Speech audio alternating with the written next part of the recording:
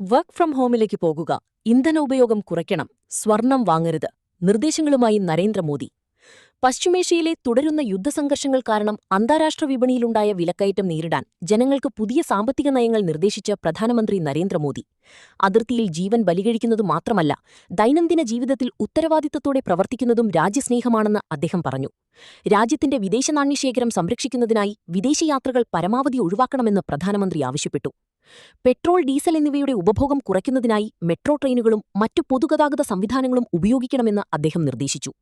കാർപൂളിംഗ് പ്രോത്സാഹിപ്പിക്കണമെന്നും ചരക്കുനീക്കത്തിനായി റെയിൽവേക്ക് മുൻഗണന നൽകണമെന്നും അദ്ദേഹം ആവശ്യപ്പെട്ടു. ഇലക്ട്രിക് വാഹനങ്ങളുടെ ഉപയോഗം കൂട്ടണമെന്നും വർക്ക് ഫ്രം ഹോം സൗകര്യങ്ങൾ പ്രയോജനപ്പെടുത്തണമെന്നും അദ്ദേഹം നിർദ്ദേശിച്ചു. കൂടാതെ അടുത്ത ഒരു വർഷത്തേക്ക് അത്യാവശ്യമില്ലാതെ സ്വർണം വാങ്ങുന്നത് ഒഴിവാക്കണമെന്നും പ്രധാനമന്ത്രി ജനങ്ങളോട് അഭ്യർത്ഥിച്ചു. ഭക്ഷ്യ എണ്ണയുടെ ഉപയോഗം കുറയ്ക്കുന്നത് രാജ്യത്തിന്റെ സാമ്പത്തിക ഭദ്രതയ്ക്കും ജനങ്ങളുടെ ആരോഗ്യത്തിനും ഗുണകരമാണെന്ന് മോദി ചൂണ്ടിക്കാട്ടി.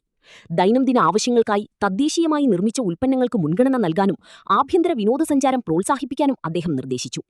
കർഷകർ രാസവളങ്ങളുടെ ഉപയോഗം 50% കുറയ്ക്കണമെന്നും ഡീസൽ പമ്പുകൾക്ക് പകരം സൗരോർജ്ജത്തിലേക്ക് മാറണമെന്നും പ്രധാനമന്ത്രി ആവശ്യപ്പെട്ടു.